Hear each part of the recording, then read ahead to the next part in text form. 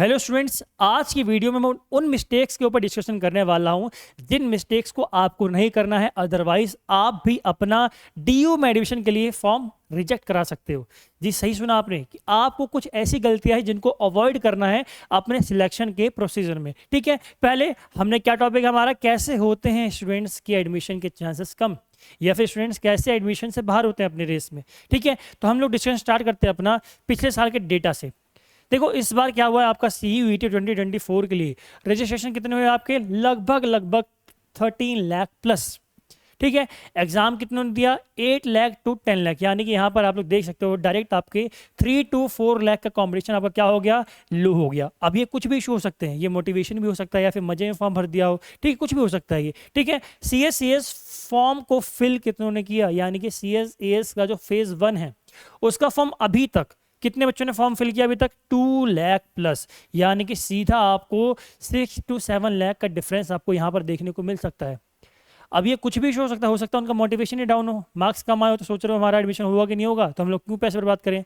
ठीक है, ऐसी मेंटेलिटी के लोग भी हैं, बट वो लोग क्या कर रहे हैं, कहीं ना कहीं अपने चांसेस को कम कर रहे हैं।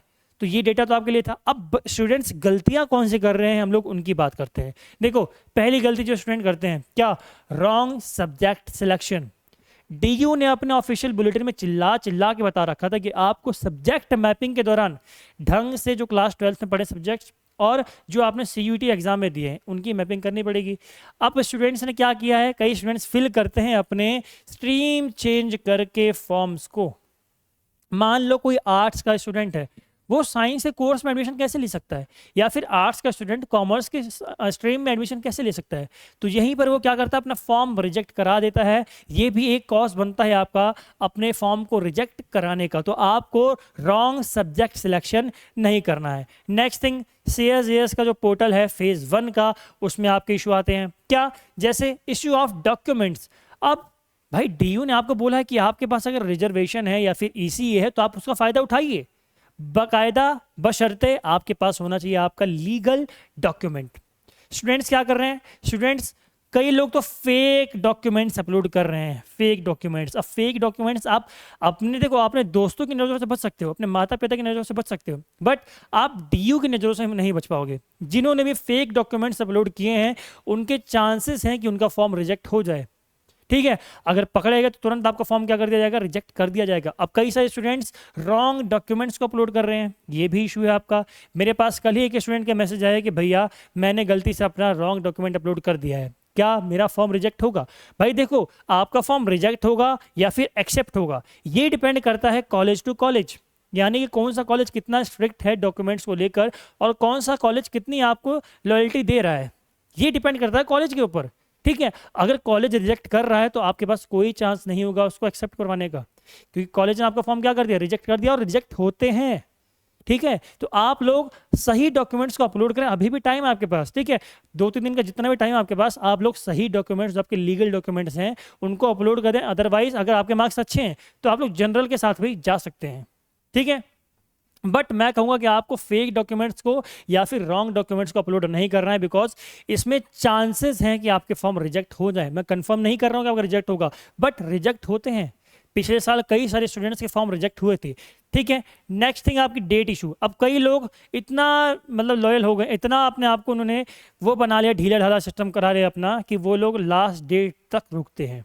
अब लास्ट डेट छोड़ो, लास्ट टाइम तक रुकते हैं वो लोग, रात के 12 बजे तक रुकेंगे, और रात के 12 बजते ही आपका पोर्टल क्या हो जाता है, एंड।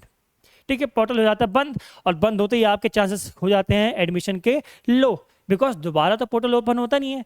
अब ये डीयू का पोर्टल है या NTA का पोर्टल है, क्या NTA दोबारा ओपन कर देगा, डीयू अपना पोर्टल दोबारा ओपन नहीं करता है। ठीक है, जनरली नहीं करता है। तो आपको लास्ट डेट, लास्ट टाइम तक वेट नहीं करना है, जितना जल्दी हो सके उतना जल्दी आप लोग फॉर्म को फिल करें। ठीक है, बट हड़बड़ी भी नहीं बचानी है। कई लोगों ने हड़बड़ी बचाई है, इतनी जल्दबाजी करी है कि वो लोग फी पेमेंट तक कर चुके हैं गलत फॉर्म के साथ। मेरे पास कल एक स्टूडेंट का फ़ोन आया था कि भैया मैंने गलती से इंग्लिश की जगह बंगाली भर दिया है, क्या मेरा फॉर्म रिजेक्ट हो जाएगा। भाई देखो, रिजेक्ट होने के चांसेस हैं, ठीक है, बिकॉज आपने सब्जेक्ट कॉम्बिनेशन गलत भरा है। बट अगर काउंसलिंग के प्रोसेस में जो कॉलेज आप जिसमें एडमिशन लेना चाह रहे हैं, अगर वो कॉलेज चाहे तो आपको एडमिशन दे सकता है। ठीक है, यानी कि ये कॉलेज के ऊपर डिपेंड करती है कई सारी चीज़ें। तो आपको CSS का जो फेज़ 1 का पोर्टल है उसको टाइम से फिल कर देना है, बिकॉज कई सारे स्टूडेंट इसी इशू की वजह से रेस से क्या हो जाएंगे, एग्जिट ले लेंगे लोग रेस से। ठीक है, अब उनका मन नहीं होगा एग्जिट करने का, बट उनको मजबूरन एग्जिट करना पड़ेगा यहाँ से। ठीक है, नेक्स्ट थिंग आपकी सीट एलोकेशन का सिस्टम। CSS का जो फेज़ 3 है, ठीक है, फेज़ 1 आपका हो गया रजिस्ट्रेशन का, फेज़ 2 आपका हो गया आपकी प्रेफरेंस लिस्ट बनाने का, और फेज़ 3 आपका आता है सीट एलोकेशन का। सीट एलोकेशन में कई सारे स्टूडेंट्स गड़बड़ी करते हैं। वो लोग, कई सारे स्टूडेंट्स तो है तो जो एक्सेप्ट ही नहीं करते हैं अपना फॉर्म को। ठीक है, अपना एडमिशन लोग एक्सेप्ट ही नहीं करते। ठीक है, फिर कई सारे स्टूडेंट फ्रीज कर देते हैं डिग्रेडेड कॉलेज को।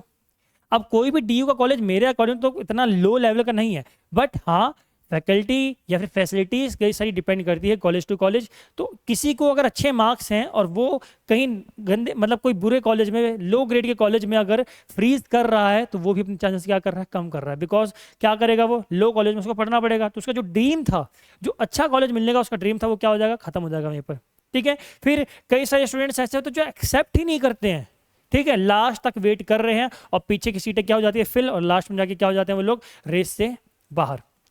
ठीक है, तो आपको पहले एक्सेप्ट करके फिर अपग्रेड करना है। बाकी इसके ऊपर एक डिटेल वीडियो मैं लाने वाला हूं, जिसमें सारी क्वेरीज जितनी भी इससे रिलेटेड है वो सारी की सारी क्या हो जाएंगी, आपकी कवर हो जाएंगी। तो उसके लिए वेट करो अभी। ठीक है, बाकी एक ऑप्शन आपका आता है विड्रॉ का, ऐसे बना हुआ, और कई सारे स्टूडेंट्स एक्साइटमेंट में क्या कर देते हैं, अपने आप को विड्रॉ। वो लोग सोचते हैं कि भाई ऑप्शन दे रखा है अगर, तो इसका मतलब क्या है, विड्रॉ करने पे क्या होगा, चलो क्लिक करते हैं, और क्लिक किया और वहीं पर हो जाते हैं वो लोग रेस से बाहर। तो आपको ये मस्तीखोरी नहीं करनी है, खेल नहीं खेलना है यहाँ पर, और विड्रॉ के बटन पे क्लिक नहीं करना है। मैं तो कर रहा हूँ, लेकिन आपको विड्रॉ के बटन पे क्लिक नहीं करना है, इस बात का आपको ध्यान रखना पड़ेगा। Next thing, delaying in query section by colleges. अब देखो, आपका सीट एलोकेशन हो गया, उसके बाद आपके डॉक्यूमेंट्स वेरिफिकेशन होता है, और डॉक्यूमेंट वेरिफिकेशन में कॉलेजेस अगर आपके डॉक्यूमेंट्स में कोई इशू देखते हैं, तो आपको क्वेरीज के सेक्शन में वो लोग इन्फॉर्म करते हैं कि आपके इस डॉक्यूमेंट में इशू है, आप लोग इसकी ओरिजिनल कॉपी हमें भेजें या फिर लेकर कॉलेज में पहुंचे। कई सारे स्टूडेंट्स क्या करते हैं, इस क्वेरीज के सेक्शन पर ध्यान ही नहीं देते। अब ये कहाँ आता है आपका, जैसे ही आप CSS के पोर्टल को देखते हैं DU का, तो आपके पास यहीं पर 2-3 ऑप्शन आते हैं। इसमें एक ऑप्शन आपका होता है क्वेरीज का, और इसी क्वेरीज के ऑप्शन में आपके कॉलेजेस जो होते हैं आपके लिए मैसेजेस छोड़ते हैं, आपके साथ जो भी इशू हो। ठीक है, कई सारे स्टूडेंट्स को देखते ही नहीं और डिले करते हैं, जिसकी वजह से कॉलेज उनके फॉर्म को रिजेक्ट कर देता है। ठीक है, तो ये कुछ ऐसे रीजंस थे जिनकी वजह से एक स्टूडेंट के फॉर्म रिजेक्ट होते हैं। आई होप आप लोग इन गलतियों को नहीं करोगे, इन मिस्टेक्स को नहीं करोगे, और अपने ड्रीम कॉलेज के सपने को अचीव करोगे। आज की वीडियो में इतना ही। बाकी किसी कोई भी डाउट्स हैं तो नीचे टेलीग्राम का लिंक दे रखा है, उसमें कई सारे स्टूडेंट्स हमसे कनेक्टेड हैं, उनकी हेल्प भी हुई है। ठीक है, तो आपको भी कोई भी डाउट हो तो नीचे टेलीग्राम का लिंक दे रखा है, कमेंट सेक्शन में भी और डिस्क्रिप्शन सेक्शन में भी, वहां पर जाकर उस ग्रुप को ज्वाइन करो और हमसे पर्सनल कनेक्ट हो जाओ। ठीक है, आज की वीडियो में इतना ही। जय हिंद, जय भारत।